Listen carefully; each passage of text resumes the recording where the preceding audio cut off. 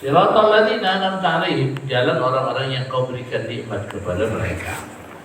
Kita sering baca doa ini, tapi kita nih jarang nanya siapa sebenarnya orang yang dapat nikmat yang kita ingin berada di jalan mereka. Nah, ternyata, jadi apakah yang dimaksud dengan orang-orang yang dapat nikmat ini orang-orang yang dalam kehidupannya itu penuh dengan fasilitas gitu misalnya, ya, duitnya berlipat-lipat, mobilnya mengkilat, ya mas sekalian, rumahnya tingkat, misalnya, istrinya cantik, memikat, misalnya ya. Jamaah sekalian dirahmati Allah Subhanahu wa taala, ternyata Allah menjelaskan siapa yang dimaksud. Allah katakan dalam surat An-Nisa bahwa wa may yuti'illaha war rasul, orang yang taat kepada Allah dan Rasul itu adalah siapa orang yang taat kepada Allah dan Rasul, faulaika, mereka itu kelak ma'al ladzina an'ama Allahu 'alaihim, akan dikumpulkan bersama dengan orang-orang yang Allah berikan nikmat kepada mereka. Kumpulkan nanti. Syaratnya taat kepada Allah dan Rasul. Kemudian Allah jelaskan siapa mereka itu. Ternyata mereka ketika diperinci oleh Allah Subhanahu wa taala, Allah katakan minan nabiyyin, para nabi, wasiddiqin, orang-orang siddiqin, orang-orang yang punya kejujuran luar biasa dalam keimanannya kepada Allah seperti Abu Bakar Siddiq dan sahabat-sahabat yang lain, wasyuhada, orang yang mati syahid, yang keempat kata Allah wassalihin, dan orang-orang yang saleh, ya. Dan karenanya kitab Riyadhus Shalihin ini jadi pilihan kita biar kita selalu main di tamannya orang-orang saleh, jemaah sekalian, ya. Baik, jemaah sekalian dirahmati Allah Subhanahu wa taala. Hari ini kita akan masuk ke bab yang kedua.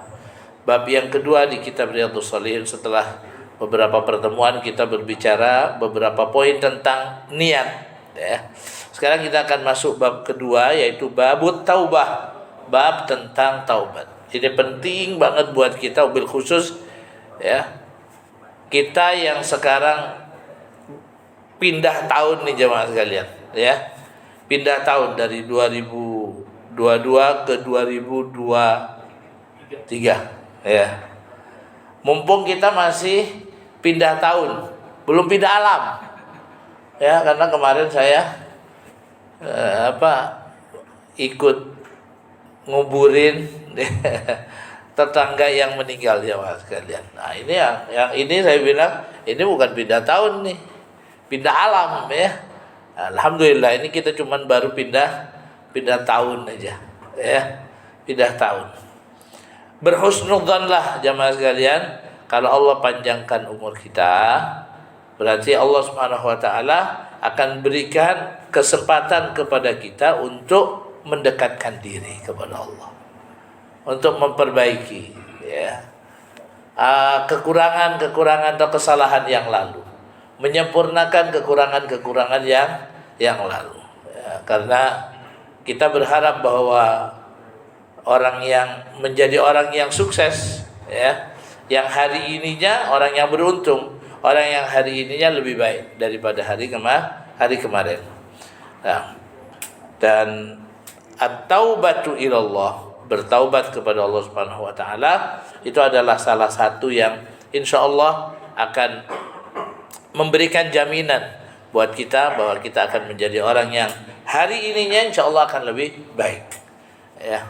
Babut taubat, di bab at-taubat ini saya akan menyebutkan beberapa poin, ya, sebelum nanti kita skorsing untuk, atau kita akhiri untuk memberi kesempatan jamaah salat sunnah ba'diyah, ya. Ada beberapa poin. Poin yang pertama jamaah sekalian, ya. Poin yang pertama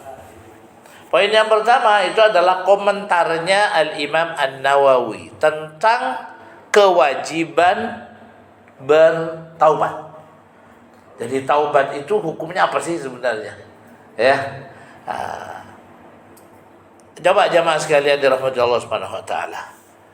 Ada enggak di antara kita sekarang ini yang bisa ngacung tangannya karena dia enggak punya dosa? Yang enggak punya dosa silakan ngacung. Ya, nggak ada yang berani ya. Yang punya dosa jemaah sekalian. Hah? Ada yang nggak ngacung juga tapi, ya. Kenapa Pak nggak ngacung Pak? Saya bukan nggak punya dosa, banyak dosa. Sama kita semuanya banyak semuanya banyak semuanya banyak dosa. Ya. Makanya jemaah sekalian, Al Imam An-Nawawi menyebutkan gini. Saya akan bacakan ya. At-taubatu wajibatun. Kata Imam Nawawi, taubat itu, ini poin pertama yang akan saya baca ya, tentang komentarnya Imam Nawawi. At-taubatu wajibatun min kulli dzambin. Bertaubat dari semua dosa itu adalah sebuah kewajiban. Ya. Kemudian beliau mengatakan, fa in kanatil ma'siyah, kalau kemaksiatan itu bainal abdi wa bainallah, hubungannya antara hamba dengan Allah, la tata'allaqu bihaqqi adamiyyin, enggak ada hubungannya dengan hak manusia. Jadi urusannya masalah urusan sholat gitu kan, ya, puasa. Jadi bukan kesalahan yang ada hubungannya dengan hak manusia. Falaha thalathatu syurut. Maka ada 3 syarat. Orang akan dikatakan dia benar-benar bertaubat. Nanti kita akan istilahkan dengan taubatan nasuha. Taubat yang sebenarnya. Ada 3 syarat. Beliau menyebutkan ahaduha, yang pertama adalah an yuqli'a 'anil ma'siyah. Kalau dia memang ingin bertaubat, harus melepaskan diri dari maksiat itu. Artinya kalau sebelumnya nggak sholat, ya sholatlah, gitu. Kalau sebelumnya dia nggak puasa, ya harus puasa. Ya. Oke, ini yang pertama. Ya, an yuqli'a 'anil ma'siyah. Wa tsani, yang kedua, an yandama 'ala fi'liha. Dia harus merasa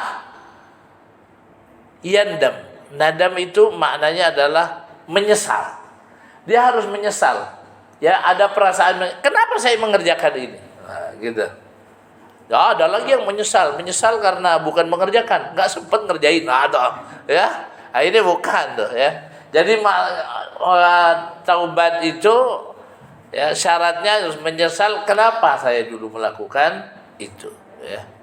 Itu yang kedua. Yang ketiga, an ya'zima alla ya'uda ilaiha abadan. Dia harus punya azam, tekad untuk tidak kembali. Dia punya tekad untuk tidak kembali, gitu. Kemudian Imam Nawawi mengatakan, jadi ini syaratnya. Jadi yang pertama meninggalkan maksiat itu, yang kedua dia harus menyesal kenapa dia dulu melakukannya. Yang ketiga harus berazam agar tidak kembali lagi, untuk tidak kembali lagi, ya. Dan azam itu nanti ditandai dengan, jadi kesungguhan itu ada tanda-tandanya, ada bukti-buktinya, ya. Kalau misalnya saya ini nggak sholat nih gara-gara temen ini, gitu kan misalnya, ya. Teman saya Alexander sih, coba saya berteman sama Iskandar, nah, gitu kan misalnya, ya. Oh, sudah, berarti kalau karena pertemanan, berarti pertemanan itu harus ditinggalkan, ya, untuk menunjukkan kalau kita punya azam. Kemudian beliau mengatakan, fa in fuqida ahadus tsalatsa, kalau salah satu di antara 3 ini tidak ada, salah satu tidak ada, tapi dia ngaku kalau dia bertaubat. Apa kata Imam Nawawi? Lam tasihha taubatuhu, nggak sah taubatnya. Kalau salah satu saja dari 3 syarat ini nggak ada, misalnya dia tetap, saya pokoknya mau bertaubat, tapi tetap aja nggak sholat, terus aja, tapi mau taubat, ya kan?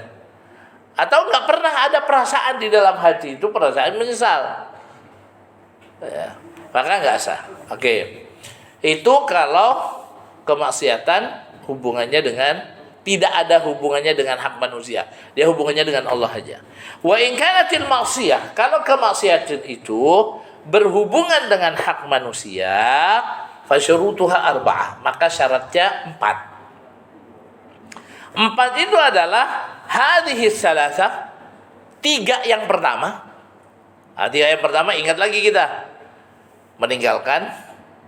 Kemudian misalnya kalau yang ada hubungannya dengan hak manusia. Misalnya dia nyuri misalnya. Dia nyuri sendal gitu misalnya. Ya. Maka syarat pertama an yuqli alal ma'siyah. Jangan nyuri lagi. Jangan nyuri lagi dia. Yang kedua, an yandama ala fi'liha. Harus menyesal. Kenapa saya mencuri? Saya juga punya sendal itu. Ya, fungsinya sama walaupun yang itu lebih bagus. Yang saya curi misalnya lebih bagus, tapi ini fungsinya sama. Kalau saya pakai juga saya nggak kepanasan, saya nggak kotor kaki saya. Kemudian yang ketiga, an ya'zima ala alla ya'uda ilaiha abadan. Harus bertekad untuk tidak kembali. Kenapa saya ini? Kok saya jadi pencuri begini? Siapa teman saya? Wadah, jangan berteman lagi. Kalau enggak, nanti kena. Gitu. Kena lagi. Ini syarat yang ketiga. Yang keempat, an yabra'a min haqqi sahibiha. Hendaklah dia melepaskan diri dari hak orang yang diambil. Kan ini ada hubungannya dengan hak manusia. Bukan hanya dengan Allah Subhanahu wa taala. Fa in kanat malan, kalau dia itu berupa harta, au nahwahu atau barang misalnya. Raddahu ilaihi, dia balikin. Jadi taubat, habis ngambil sendal. Ya, taubat tapi dipakai aja terus sendalnya gitu kan. Tapi taubat gua katanya, kok dipakai terus enak soalnya aja. Ya enggak bisa lah. Ya balikin. Berat Pak, berat. Pokoknya kalau urusannya sama manusia itu berat. Ya. Wa in kanat hadda qadfin wa nahwahu makkanahu minhu atau talaba afwahu. Kalau haknya itu kalau dia berupa kesalahannya itu berupa hak qadfin, dia menuduh si fulan, ya, memfitnah si fulan melakukan perbuatan yang tidak pernah dia lakukan, menuduhnya berzina gitu misalnya, dan lain semacamnya. Maka dia harus pergi kepada si fulan itu, dan kan dia berhak atau dia wajib untuk didera atau dapat hukuman. Jadi memungkinkan, saya sudah begini-begini sama kamu, ya. Seharusnya saya ini dapat hukuman. Silakan kamu hukum saya. Atau talaba afwahu, atau minta maaf. Yang berat lagi kata Imam Nawawi, wa in kanat ghibatan, kalau itu ghibah, ngomongin misalnya. Kan kesalahan kan? Istahallahu minha, minta dihalalkan. Susahnya bukan main. Minta dihalalkan. Jadi samperin, saya sudah ngomongin kamu, dibilang begini-begini, dan minta maaf supaya dihalalkan. Ya. Beratnya itu bukan main tuh jemaah sekalian. Ya. Beratnya memang bukan main. Lah jamaah sekalian dirahmati Allah Subhanahu wa taala. Tapi gini ya, kalau yang model begini nih, ya model begini. Hadza ini idza lam yatarattab 'ala al-istihlali nafsi mafsada ukhra. Ya. Kalau sekiranya proses ketika minta maaf itu tidak akan mendatangkan kemudaratan yang lebih besar. Misalnya, orang yang kita ribahin ini, dulu kita ribah sama dia, cuman kita nggak minta maaf. Sekarang sudah baik hubungannya. Kalau saya omongin lagi, dia pasti akan berantakan lagi. Gimana tuh? Ya, gimana? Berarti kata ini disebutkan oleh siapa namanya? Syekh Al-Albani. Wa illa, kalau misalnya dikhawatirkan hubungan akan menjadi rusak, kemudaratan yang lebih besar akan terjadi, fal wajib maka merupakan kewajiban bagi dia hina idzin saat itu al-iktifa'i bid-du'a lahu. Doakan orang itu. Berdoa untuk orang itu. Ya. Mohonkan ampun kepada Allah dosanya orang itu sebagai gantinya. Ya, supaya dia tidak nuntut kita nanti. Pernah nggak dengar jamaah sekalian zikir begini? Astaghfirullahalazim. Li wa li walidayya wa li ashabil huquqi wal wajibati alayya. Begitu modelnya. Jadi, Rabbighfirli wa li walidayya. Ya Allah, ampuni dosaku dan dosa kedua orang tuaku. Waliman lahu haqqun alayya, dan dosa orang-orang yang dia punya hak untuk menuntut aku nanti pada hari kiamat karena aku melakukan kezaliman, kesalahan kepada dia. Karena jemaah sekalian dirahmati Allah Subhanahu wa taala, beratnya orang melakukan kemaksiatan yang ada hubungannya dengan hak manusia, ya, itu adalah kalau orang tidak bertaubat, nggak diselesaikan di dunia, lalu dia dibawa mati, itu di hadapan Allah nanti ditagih tuh jemaah sekalian. Iya. Kalau ngambil barang itu diambil nanti. Ya, harus dikembalikan. Terus kembalikannya pakai apa? Pakai barang itu lagi? Ya nggak ada, orang yang alamnya udah beda. Nanti diambilnya gimana jemaah sekalian? Kalau kita punya pahala kita kasih sama dia. Makanya Nabi mengatakan di antara umat Muhammad ini nanti ada kelompok namanya kelompok al-muflisun. Orang-orang bangkrut. Orang yang pahil itu. Ini bukan urusan duit. Tapi kata Nabi, innal muflis min ummati, orang yang bangkrut dari umatku itu adalah man ya'ti yaumal qiyamah. Orang yang datang pada hari kiamat, bi sholatin wa siyamin wa zakat. Dia bawa pahala salat, puasa, zakat. Baik dia kepada hubungannya dengan Allah Subhanahu wa taala sehingga pahalanya banyak.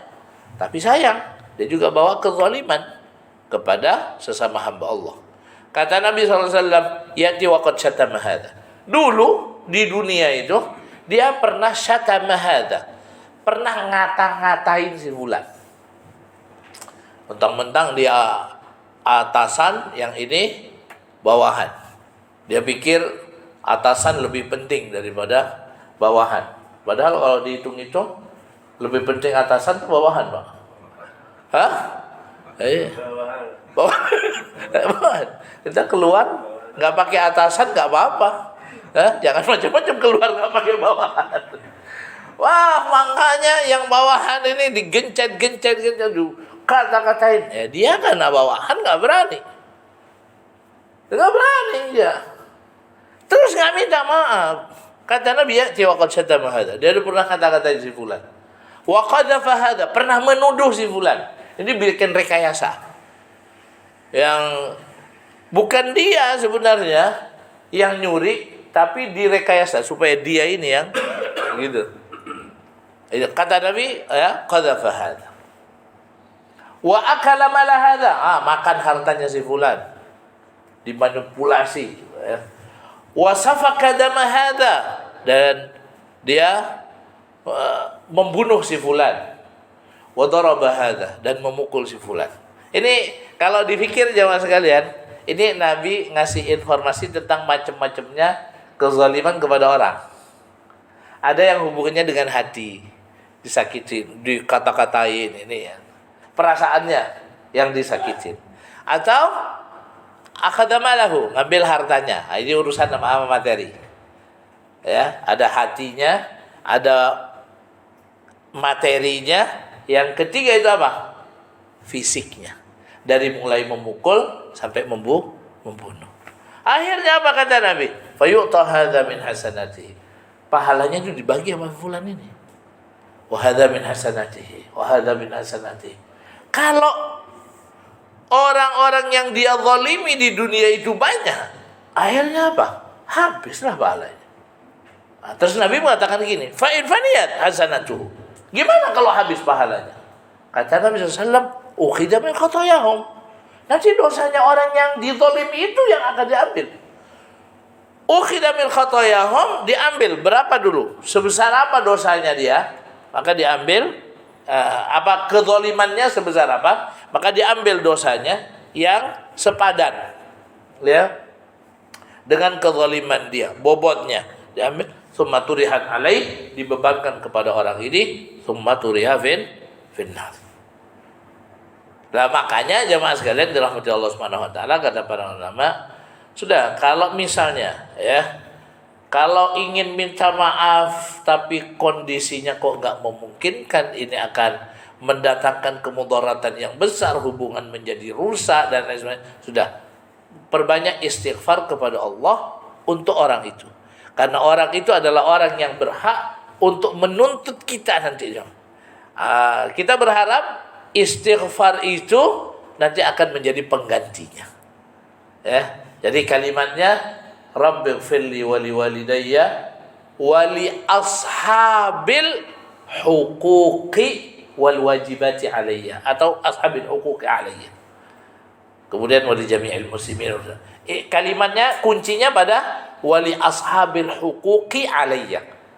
Dan orang-orang yang punya hak atas diri saya untuk menuntut diri saya.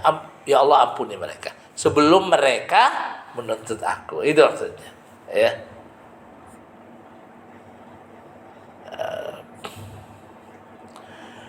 Baik, ya jamaah sekalian dirahmati Allah Subhanahu wa taala. Makanya memang berat jadinya. Memang berat kalau ada hubungannya dengan kalau urusan nama Allah itu mah gampang. Kalau urusan nama Allah, orang nggak sholat ya, minum-minuman keras apa aja urusannya itu sama Allah itu urusan gampang. Karena semua urusan yang hubungannya dengan Allah Subhanahu wa taala, Allah itu dalam bermuamalah ya, dasarnya itu adalah al-musamahah. Memaafkan. Allah itu akan lebih banyak memaafkan. Beda dengan manusia. Manusia itu dalam bermuamalah asasnya itu adalah al-musyahah. Jadi saling nuntut. Itu kalau manusia. Ya. Nah, kemudian Imam Nawawi mengatakan gini, wa yajibu an yatuba min jami'iz dzunub. Semua orang itu harus bertaubat dari segala macam dosa. Fa in taba min ba'dihha, kalau dia bertaubat dari sebahagian dosa itu, sahhat taubatuhu, maka sah taubatnya untuk dosa yang dia bertaubat kepada Allah Subhanahu wa taala di situ. Min dzalika dzambi. Tapi wa baqiya alaihil baqi. Kalau ada dosa dia tidak minta ampun kepada, ya tetap aja dibawa, ya. Nah, jamaah sekalian dirahmati Allah Subhanahu wa taala, 3 syarat kalau itu hubungannya dengan Allah saja, 4 syarat kalau kemaksiatan itu hubungannya dengan hak manusia. Ini mengirim pesan buat kita bahwa ketika kesalahan itu berhubungan dengan hak manusia, urusannya jadi berat. Dan itulah kenapa Nabi Shallallahu Alaihi Wasallam, jamaah sekalian, sebelum beliau meninggal, ketika beliau sakit, enakan badannya, beliau datang ke masjid. Kemudian beliau mengatakan, orang-orang kangen, mau ingin ketemu dengan Nabi. Berapa hari udah nggak ketemu? Nabi mengatakan kepada mereka, ya, siapa orang di antara kalian yang pernah aku sakiti, ya, yang pernah aku sakiti, aku harap dia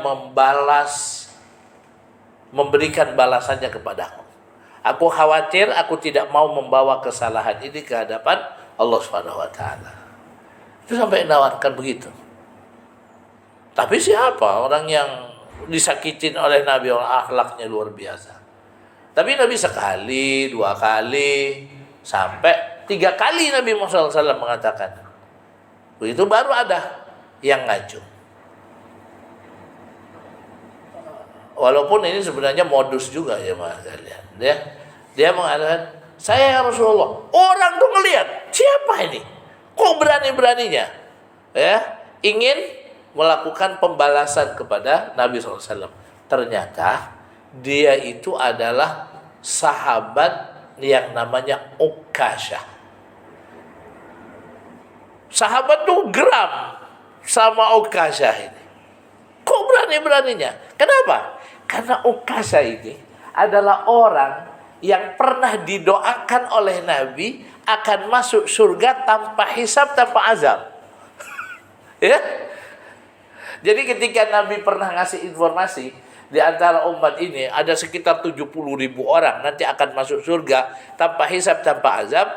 Ukasha berdiri. Nah, kata ya Rasulullah, ud'ullah an yaj'alani minhum. Tolong doakan saya supaya aku menjadi bahagian dari 70.000 orang ini. Lalu Nabi mengatakan, didoakan oleh Nabi. Dan Nabi mengatakan bahwa anta minhum. Kau adalah salah satu dari mereka. Tiba-tiba Nabi mau meninggal, dia sendiri, jemaah sekalian, yang berdiri dan mengatakan ingin melakukan pembalasan kepada Nabi. Ya. Walaupun sebenarnya ya sahabat kan nggak tahu kalau ini cuma modus saja sebenarnya, ya. Tapi memang ada kejadian yang menjadikan dia punya alasan. Apa tuh? Jadi pernah dia kata Ukasha itu, ya Rasulullah, pernah dalam satu peperangan Anda ini memerintahkan kami untuk meluruskan shaf, ya. Kemudian dengan menggunakan cemeti Anda meluruskan orang-orang tuh, ya. Termasuk saya, termasuk yang ya. Tapi saya nggak ini, dia mengatakan saya nggak terima, saya dibegitukan, ya. Saya harus melakukan pembalasan. Ya sudah, Nabi bilang, sudah ambilkan cemeti saya yang itu, yang dipakai waktu itu, dibawa di jemaah sekalian. Sudah, wah sahabat pada diam semuanya. Ini maunya apa dia?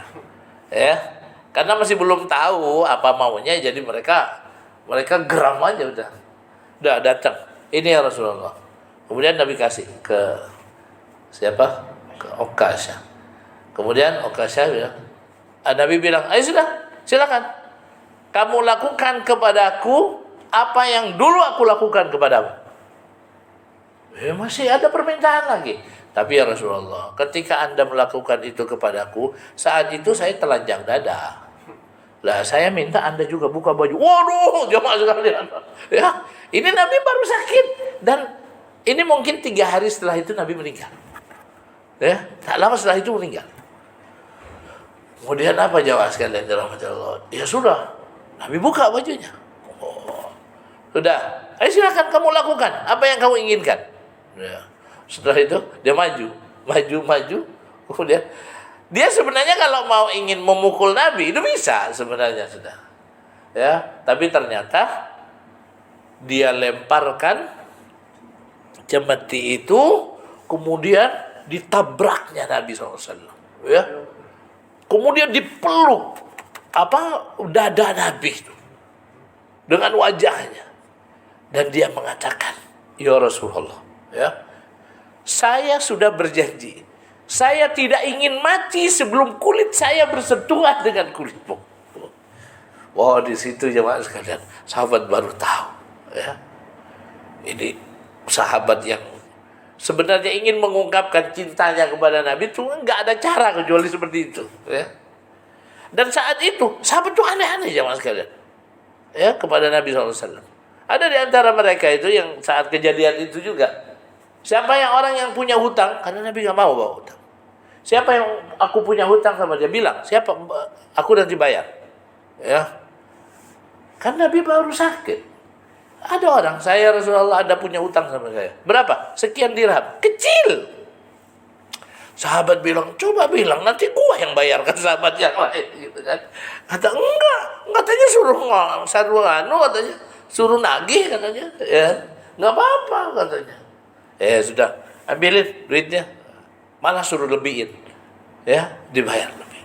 Ya. Orang-orang bilang, ente tega banget. Nabi baru sakit. Ya kan? Ente tagih hutangnya begini-begini di hadapan banyak orang dan lain semacamnya. Nggak taunya buat apa tuh duit jemaah sekalian. Duitnya kecil, jumlahnya kecil. Dia bilang, ente kagak tahu katanya. ente punya nggak duit yang datangnya dari Rasulullah? Lah, ente nggak punya kan? Ana punya. Hah? Jadi itu buat kenang-kenangan jemaah sekalian. Ya, kalau sekarang orang dapat duit 1.000, 2.000 dari artis apa, mungkin dikasih figura ya. Tapi begitu mereka. Nabi SAW melakukan itu sebenarnya ingin ngirim pesan buat kita. Hendaklah setiap orang di antara kita ketika ingin aman fid dunya sampai di akhirat itu menyelesaikan semua urusan. Kalau sama Allah sih gampang lah, tapi kalau sama manusia itu. Makanya kita berharap jemaah sekalian dalam Allah Subhanahu wa taala, berjalannya waktu 2022 ke 2023 sekarang kita ini, mudah-mudahan banyak yang bertambah. Bukan nambah ubannya aja jemaah sekalian ya, tapi nambah solehnya, nambah akhlaknya baik gitu kan. Dan kita diberi kemampuan oleh Allah Subhanahu wa taala, beri kekuatan. Kalau kita punya kesalahan ya, kita mau minta maaf ya, dan diberi kita akhlak yang baik sehingga nggak perlulah kita melakukan kesalahan dalam bentuk apapun, nyakitin hati orang, ambil hak orang, atau dia menyakiti fisiknya dari memukul sampai membunuh. Ini muqaddimah yang diberikan oleh Al-Imam An-Nawawi ya. Ini poin pertama, dan insyaallah poin berikutnya kita akan sampaikan. Ini kita belum baca keterangannya apa, ayat atau hadis yang ada hubungannya dengan taubat. Saya cukupkan dulu sampai di sini ya. Insyaallah poin keduanya pada pertemuan yang akan datang. Kita baca hamdalah, alhamdulillahirabbil alamin.